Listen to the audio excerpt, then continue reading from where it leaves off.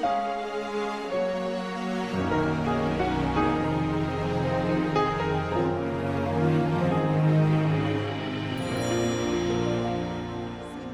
es difícil cuando a uno le toca hablar de la palabra. Más acá que hemos sido tan bendecidos con tanta palabra, los que siempre le imparten tienen una gracia especial, entonces es una gran responsabilidad. Pero doy gracias a Dios por esta oportunidad y que lo que yo hable en esta hora no sea lo que yo quiera, sino que me dispongo en la mano del Señor para que Él pueda usarme en esta noche. Es difícil comenzar, pero después de dar una vuelta por muchos temas, muchos pensamientos, el Señor puso en mi corazón que lo más veraz era hablarle un poco de mi proceso de transformación. Desde que yo llegué acá, hace ya van a ser 5 años, y era algo de lo que yo podía contarles a ustedes, transmitirles mi experiencia. Porque yo no llegué así como estoy ahora. Mi motivación al llegar acá no fue... Yo reconozco que el Señor me trajo hasta acá, pero el decidir buscar un lugar era porque, es domingo y no vamos a ningún lado. El Señor ha sido tan bueno con nosotros y aquí estamos viendo tele o haciendo cualquier cosa. Pero como uno lleva una continuidad desde niña que la llevan todos los domingos y esa era mi motivación, mi papá me va a llamar y otra vez me va a preguntar, ¿fueron al culto? Y yo le voy a tener que decir que no. Entonces esa era la motivación y buscar una iglesia donde hubiera mucha juventud para que mis hijos, nuestros hijos, conocieran al Señor, se integraran, porque mi mayor miedo, pero yo se los confieso a algunas hermanas con las que he conversado, yo se lo he dicho, era que mis hijos no se fueran a ir al infierno. Eso era pero mi mayor miedo. Entonces yo por eso buscaba una iglesia con jóvenes para que ellos se integraran. Buscamos unas que habían muchos jóvenes y en ninguna de ellos se integraron. Porque no era el lugar que el Señor, no era la motivación correcta. Yo nunca le dije, Señor, muéstrame dónde tú quieres que nosotros estemos. Sino que yo, como dice la Katy, yo quería ser más buena que Dios. Entonces yo quiero leer un versículo que dice Job 42:5, que dice, de oídas te había oído, mas ahora mis ojos te ven. Este versículo habla de un conocimiento lejano que Job tenía de Dios. Algo parecido vivía yo. En ninguna manera pretendo compararme con Job, porque Job era un hombre que vivía en justicia y su vida distaba mucho de la vida que realmente yo llevaba. Mi vida era bien religiosa y, como ya le había dicho, mi motivación no era principalmente agradar a Dios. Cuando teníamos que ir, cuando vivíamos en otra ciudad, nos congregábamos y teníamos asignación siempre del cumplir, más que nada cumplir y quedar bien ante los hombres. Pero no había una motivación correcta. El diezmo cuando lo hacíamos era igual, porque todos diezmaban, había que diezmar. Y si no menos nos alcanzaba, bueno, Dios conoce mi corazón, Él sabe. Esa era mi excusa, nuestro consuelo. La primera vez que llegué acá a Casa de Pan se llamaba Congregación Cristiana, Visión de Reino. Me acuerdo que era el mes de agosto y llegué a la reunión de damas. Y había aquí una mesa dispuesta y yo entré y era como, llegué a casa. Esa fue mi impresión. Yo en ningún momento puedo decirle que me sentí ajena, extraña, porque fui tan bien acogida que yo me sentí que estaba en casa. Y de ahí yo decidí, seguí congregándome y tuve que, al ir escuchando las enseñanzas, tuve que ir cuestionando muchas cosas que habían en mi vida. Me refiero a conceptos, frases típicas mal aplicadas, como que el pastor a veces nos ha dicho que nosotros nuestro fin primordial era la salvación, que ahí éramos salvos y eso era todo. que nosotros, una vez que muriéramos, pensaba yo íbamos a vivir el reino, como se nos enseñó. Pero eran ese tipo de cosas, conceptos, y los nombres para dejarlos claros, porque los fundamentos, los que sustentan nuestra fe, en los que yo había sido inculcada, esos eran fundamentos firmes, sólidos. Y fueron esos fundamentos los que me motivaron y me decidí a despojarme de todo lo que no agradaba a Dios y y empezar acá, pues, a empezar de cero, o sea, desmantelarme de todo, resetearme, dejarme como con mi corazón limpio de tanta cosa que uno trae y decidir, porque esto es una decisión, decidir ir por el camino, decidir escuchar, aprender, porque yo me dediqué a aprender, porque yo, aunque siempre había estado en la iglesia, pero me di cuenta que no sabía mucho, o lo que sabía no era tan correcto. Y Dios nos trajo acá, me trajo en un momento preciso, porque justo yo llegué en agosto, los pastores estaban en Europa. Yo dije, oh, qué top los pastores en Europa. Entonces, después que ellos llegaron, yo los conocí y al tiempo empezaron a hablar de lo que era la paternidad. Y yo intelectualmente sabía que Dios era mi Padre, porque muchas veces repetimos la oración modelo de Lucas 11, Padre nuestro que estás en los cielos, pero Padre, que esté en los cielos, bien lejos.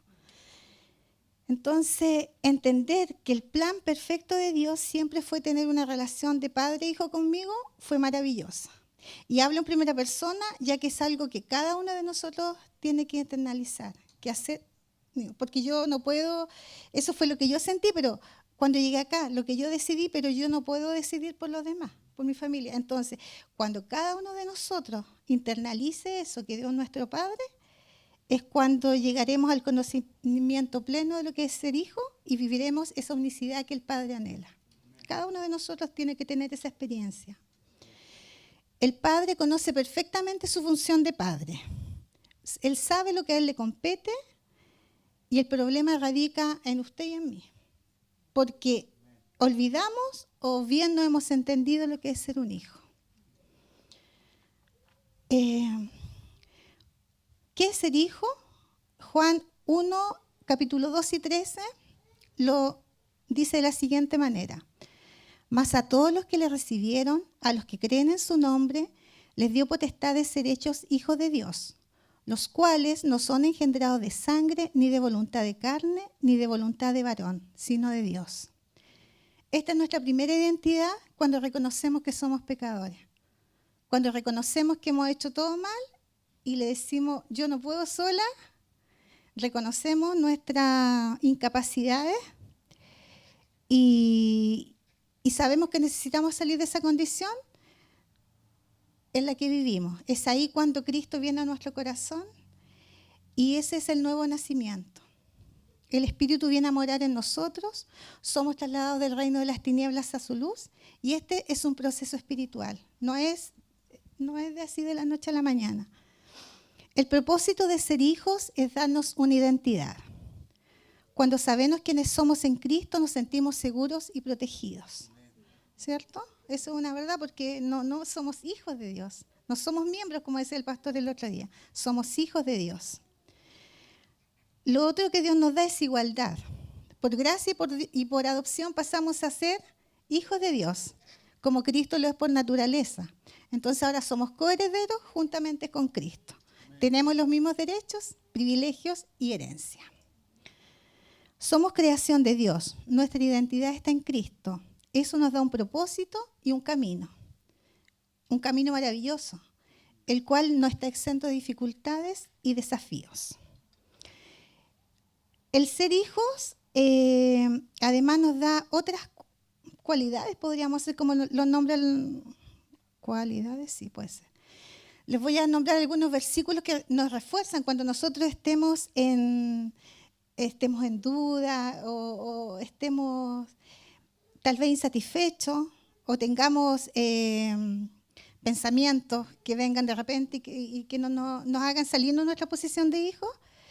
Vamos a leer algunos de ellos. Juan 1:12 ya lo leímos. Vamos a leer Primera de Pedro 2:5. Nosotros somos hijos, pero además tenemos una cualidad, somos piedra viva. Ustedes también, como piedras vivas, sean edificados como casa espiritual y sacerdocio santo, para ofrecer sacrificios espirituales que Dios acepte por medio de Jesucristo. Somos piedras.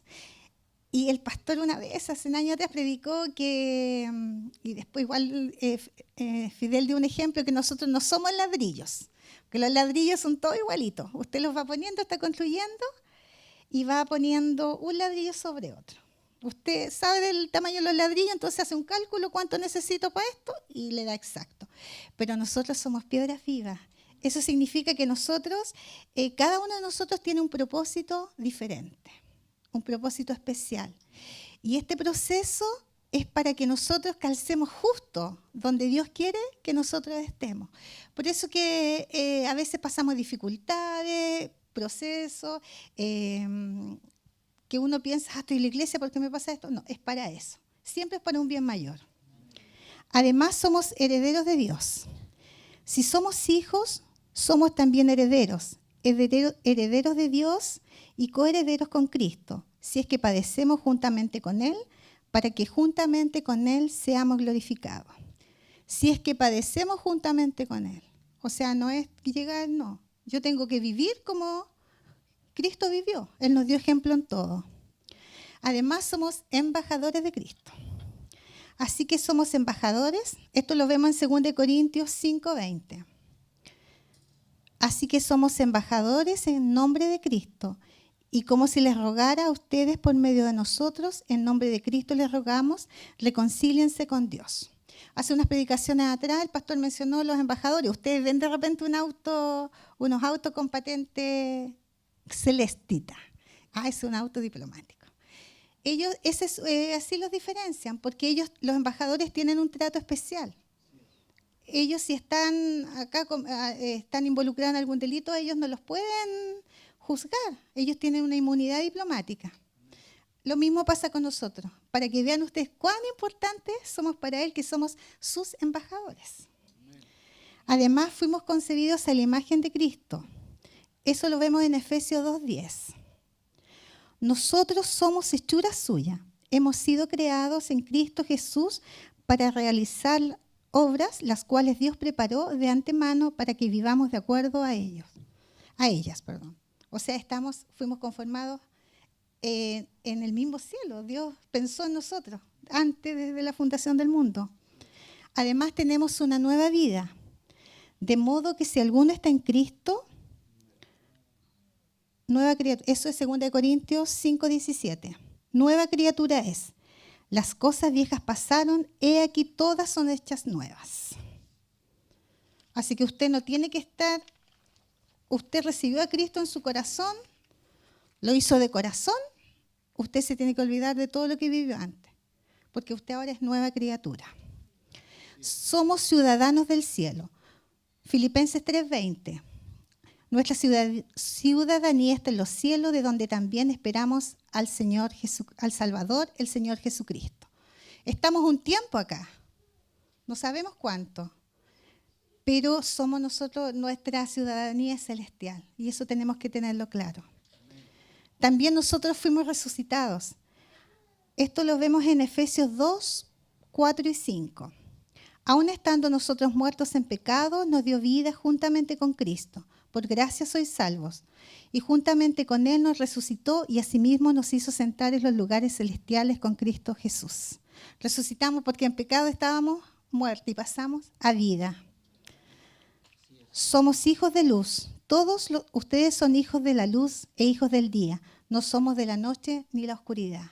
Si somos luz, tenemos que alumbrar a otros. Esa es nuestra misión. Alumbrar a otros que están en oscuridad. Ese versículo estaba en 1 de Tesalonicenses 5:5.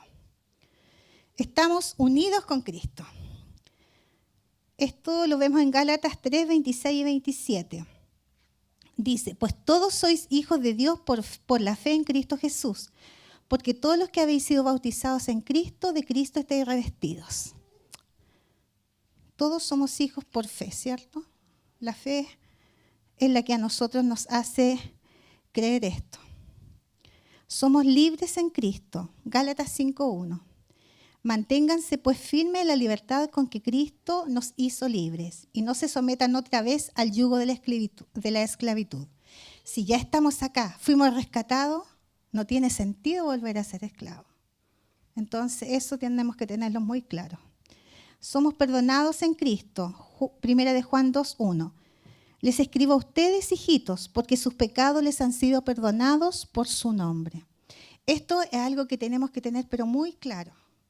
Cuando Cristo a nosotros nos perdona, Él se olvida de nuestros pecados. Somos nuevas criaturas y a veces nosotros nos quedamos pegados con los pecados y esas cosas no nos dejan avanzar. Nosotros tenemos que creerle a Cristo. Si Él lo olvida, nosotros también. Solamente recordar de dónde nos sacó para no volver al mismo lugar de donde Él nos sacó. Pero que esos pecados no nos atormenten, porque Cristo ya pagó un precio por eso. Entonces, ¿quién soy? ¿De dónde vine? Soy hijo y vine de Dios. Como todo hijo, nosotros a nuestros hijos a veces les tenemos demandas, ¿cierto? ¿Cuál es nuestra demanda como hijos? Nuestra postura como hijos, ¿cuál debe ser? Primero, la obediencia. Hebreos 5, 8 y 9 dice, y aunque era hijo, por lo que padeció, aprendió la obediencia.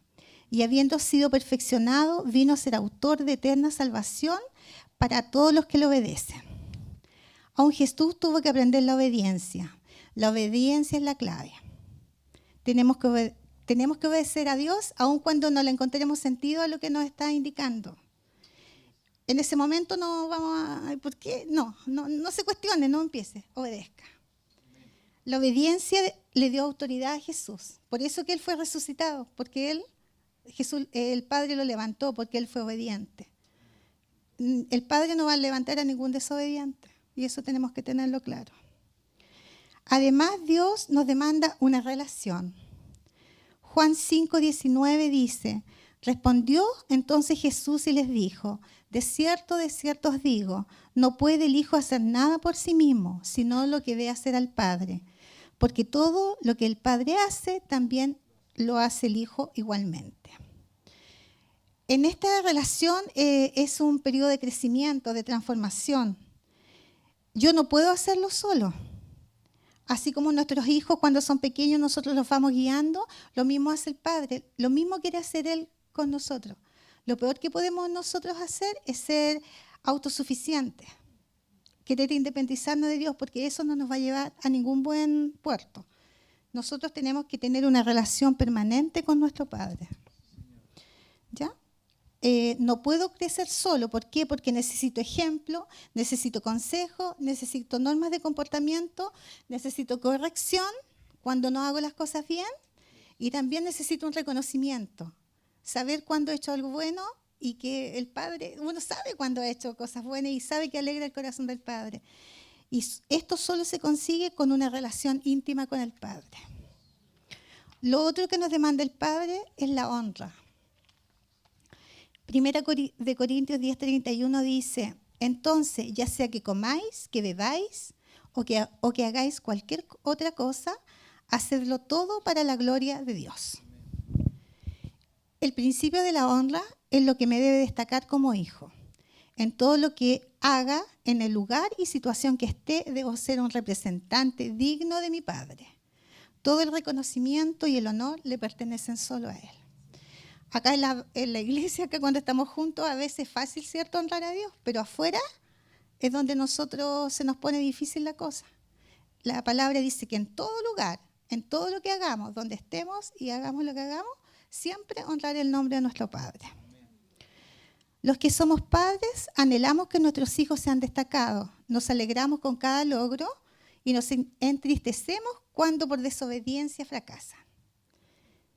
Lo mismo le pasa a Dios. El anhelo de Dios es que lleguemos a una madurez, que seamos hijos maduros, hijos plenos, que lleguemos a vivir una vida abundante, plena en Él.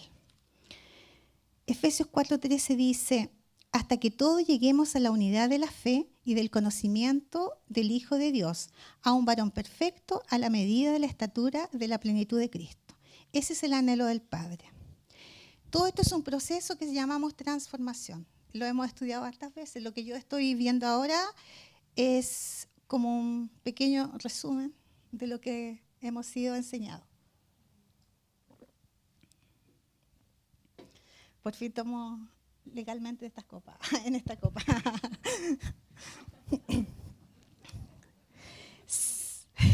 Segunda de Corintios 5:17 dice: de modo que si alguno está en Cristo, nueva criatura es. Las cosas viejas pasaron, he aquí todas. Todos es todo, todo es todo. Todas son hechas nuevas. Estamos desafiados a cambiar desde el momento que decido creer en Cristo como Señor y Salvador de mi vida. Atrás queda mi vieja naturaleza, todo lo que yo hacía que no agradaba a Dios, y esto se debe evidenciar. Aquí ya no comenzamos a hablar de cambios, sino de frutos. ¿Por qué tenemos que evidenciar? Si yo antes era una mujer rencillosa, gritona, yo ya no puedo ser igual, porque soy nueva, soy una nueva Adriana. Entonces tengo que en mi casa eso se note, que digan, oh, entonces a eso se refiere el cambio.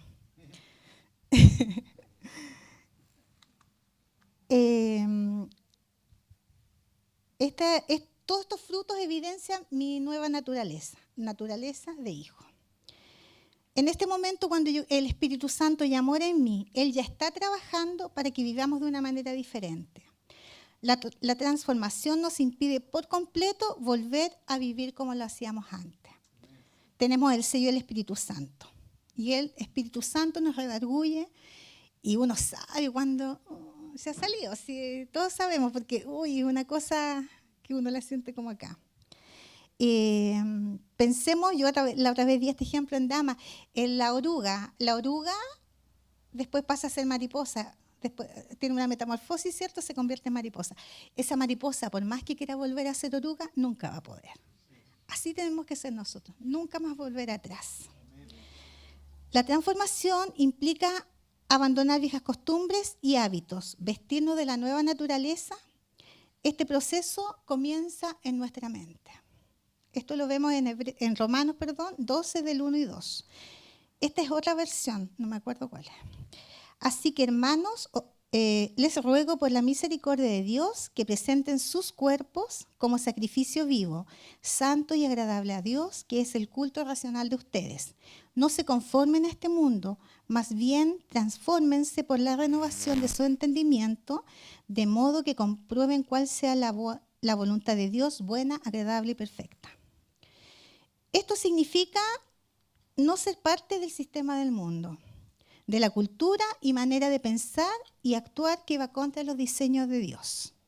Ser diferente, que el carácter de Cristo se refleje en mí, que mi voluntad muera cada día y la voluntad del Padre sea hecha. La transformación que el Espíritu hace en nuestras vidas se evidencia en el trato o relación que tenemos con otras personas. Porque yo no puedo andar diciendo, oh, el Señor me transformó. Yo eso no lo puedo decir, no puedo decir, el Señor ha cambiado tanto, no, eso yo tengo que evidenciarlo. Otros tienen que darse cuenta, porque si yo lo digo. Colosenses 3, 2 y 14 dice: por tanto, como escogidos de Dios santos y amados, vístanse de profunda compasión, de benignidad, de humildad, de mansedumbre y de paciencia, soportándose los unos a los otros y perdonándose los unos a los otros, cuando alguien tenga queja en contra del otro. De la manera que el Señor los perdonó, así también háganlo ustedes. Pero sobre todas las cosas, vístanse de amor, que es el vínculo perfecto. Si yo antes era una persona rencorosa, que me hacían algo, yo, no, pero nunca lo voy a perdonar, yo ya no puedo actuar así. Tengo que perdonar. Tengo que ser una persona amorosa, diferente a como era antes. Pablo usa la ilustración de vestirnos para referirse al cambio que supone ser nuevas criaturas. ¿Cómo es mi comportamiento hacia mis hermanos, familia? ¿Ven cambios? El cambio aquí, el fruto es como nuestra carta de presentación. porque tienen que ver otra cosa. No impida que Dios, a través del Espíritu Santo, haga su obra en nosotros, en usted. Quitémonos las ropas viejas y ajadas y vistámonos de acuerdo con este nuevo hombre y mujer. Nuevo hombre y mujer. Ya aquí vamos bien, vamos caminando, vamos bien, pero ¿qué hago? ¿Cómo hago yo para que esta transformación sea algo permanente y llegue a la medida que el Padre anhela? En su palabra están todos los recursos. Debo internalizar el mensaje recibido, hacerlo vida. Yo no puedo escuchar, irme y nunca más acordarme lo que hablaron. Yo tengo que repasar, hacerlo vida. Pasar tiempo con papá.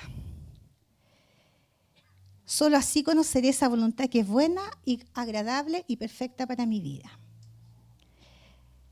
Para cumplir este cometido necesitamos ser personas disciplinadas. Eso es algo que a todos nos cuesta. La disciplina es la capacidad de actuar ordenada, perseverantemente para conseguir un fin. Una persona disciplinada lleva constantemente a cabo una rutina que no siempre le agrada, pero el fin es perfeccionarse y mejorar día a día y lograr el objetivo deseado. Por ejemplo, un deportista. Un deportista entrena todos los días, muchas horas, sacrifica su alimentación, deja de consumir cosas que le gustan, que su carne le gusta, pero su objetivo es llegar a ser el número 1. Asimismo, eso tiene que pasar con nosotros, porque en el ámbito espiritual también debemos ser disciplinados. La disciplina espiritual es el ejercicio de la instrucción basada en la palabra con el objetivo de cumplir el propósito. Eso.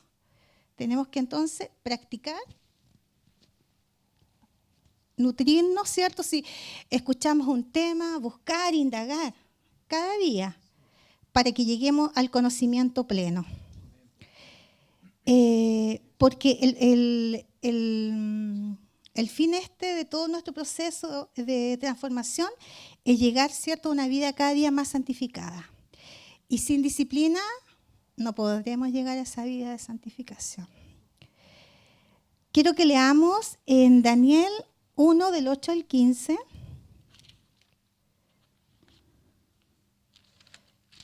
Que acá podemos ver ejemplos de un joven.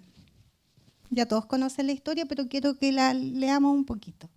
Dice: y Daniel propuso en su corazón no contaminarse con la porción de la comida del rey, ni con el vino que él bebía. Pidió, por tanto, al jefe de los eunucos que no se le obligase a contaminarse.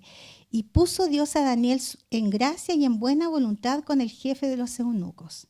Y dijo el jefe de los eunucos a Daniel: temo a mi señor el rey, que señaló vuestra comida y vuestra bebida, pues luego que él vea vuestros rostros más pálidos que los de los muchachos que son semejantes a vosotros, condenaréis para con el rey mi cabeza.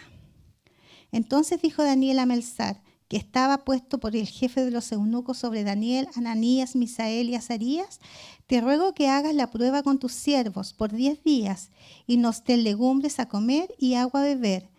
Compara luego nuestros rostros con los rostros de los muchachos que comen de la ración de la comida del rey, y haz pues con tus siervos según veas. Consintió pues con ellos en esto y probó con ellos 10 días. Y al cabo de los 10 días pareció el rostro de ellos mejor y más robusto que el de los otros muchachos que comían de la porción de la comida del rey. Daniel propuso no contaminarse con la comida del rey, y él halló gracia y Dios le respaldó. Porque cuando nosotros nos conducimos en integridad como Dios quiere, siempre vamos a salir en victoria. Porque imagínense, él, un joven, él dialogó con el jefe de los eunucos y dice que Dios puso gracia en Daniel y lo convenció. Él como que tenía todo, había hecho ya una planificación. Daniel, él le hizo una propuesta al jefe de los eunucos y él la aceptó, poniendo, ¿cierto?, hasta su cabeza, porque él dijo: si estos chicos están más debiluchos, a él le costaba la vida. Entonces eso tenemos que tener claro. Siempre que nosotros nos mantengamos en integridad, el Señor nos va a respaldar. Nunca se nos olvide eso. Daniel tenía una identidad, pero clarísima. Él sabía, pero que era hijo, porque en ningún momento él dudó, no se atemorizó, nada. Él pidió lo que él quería y le fue concedido. Después vemos Daniel 6:10. Dice, cuando Daniel supo que el edicto había sido ya firmado, entró en su casa y abiertas las ventanas de su cámara que daban hacia Jerusalén, se arrodillaba 3 veces al día y oraba y daba gracias delante de su Dios como lo solía hacer. Aún sabiendo lo que se le venía, porque él estaba desobedeciendo el edicto del rey, él no tuvo miedo. Fue fiel, íntegro a Dios. Él tuvo una postura correcta de su corazón. Nunca abandonó la postura. Dios quiere todo de nosotros. Desarrollar los hábitos y disciplina que nos conducen a una vida plena en Cristo debe ser nuestra prioridad. Pide cada día al Padre que examine tu corazón. Como dice el Salmo 139:23, examíname, oh Dios, y conoce mi corazón. Pruébame y conoce mis pensamientos. Todos los días, Padre, en nuestro tiempo a solas con Dios, antes de dormir. También concédete momentos de quietud y tranquilidad con el Padre. Salmos 62:1 dice, en Dios solamente está callada mi alma, de Él viene mi salvación.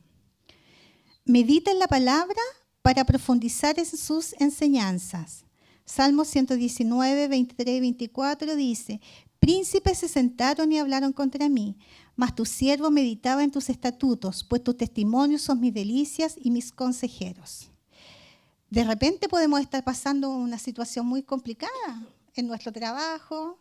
Acá no tenemos realeza, no hay príncipes, pero tenemos nuestros jefes en el trabajo, nuestras personas que están arriba de nosotros, y dice que príncipes hablaban mal de él, pero él no se preocupó de eso. Usted solamente, si está pasando por una situación así, deleítese en la palabra del Señor, medite en ella. Memoriza versículos para evitar caer en pecado, angustia o desesperanza. Salmo 119:11 dice, en mi corazón he guardado tus dichos para no pecar contra ti. A veces estamos angustiados, pero cuando uno recuerda un versículo, lo repite y como que uno se siente reconfortada. Entonces es bueno que también memoricemos. Use cánticos para expresar gratitud al Padre. Salmo 107:22 dice, ofrezcan sacrificios de alabanza y publiquen sus obras con júbilo. Debemos crecer espiritualmente, esa es una demanda. Déjate moldear por el Espíritu Santo. Solo así otras personas conocerán a Cristo por lo que vean en ti y en mí.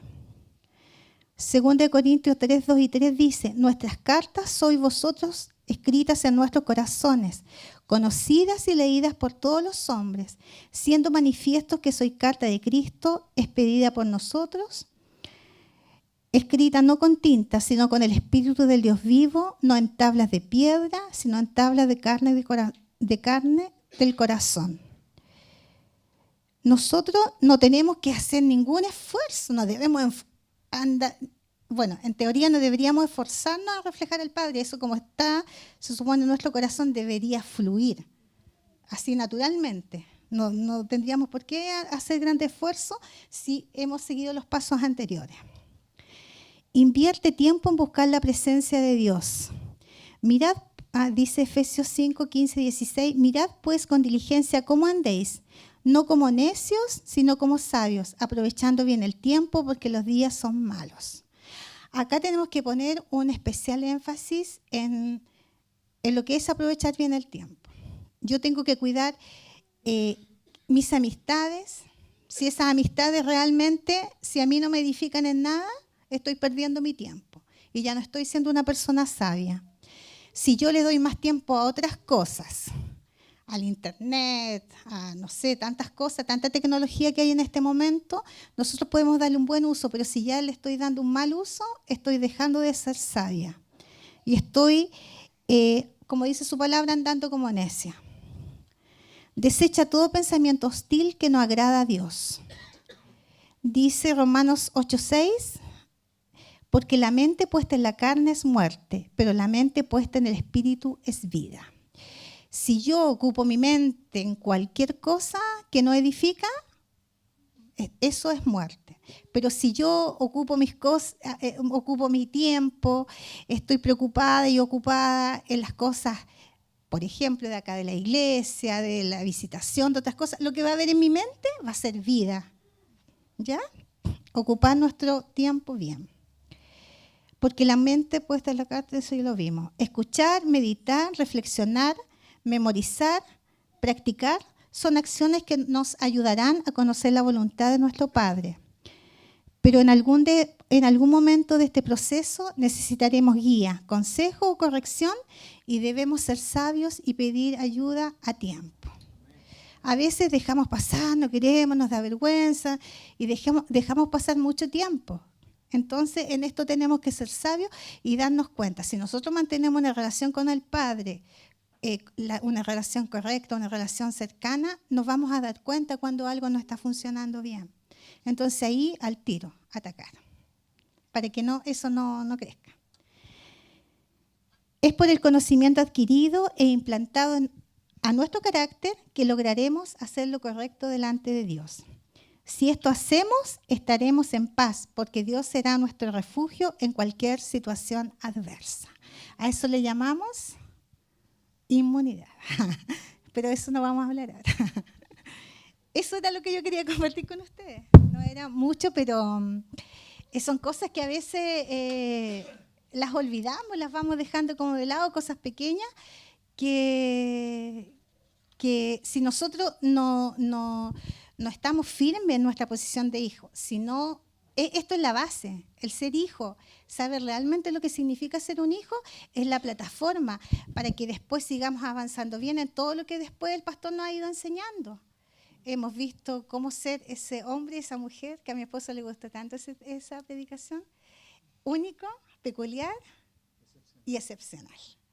Pero si nosotros no estamos claros en esta parte, muy difícil que lleguemos o nos vamos a demorar mucho. Por eso estos son es la base, como les digo yo, para que podamos seguir avanzando. ¿Ya? Y bueno, que el Señor les bendiga y que sepamos bien dónde estamos, dónde nos tiene posicionado el Padre.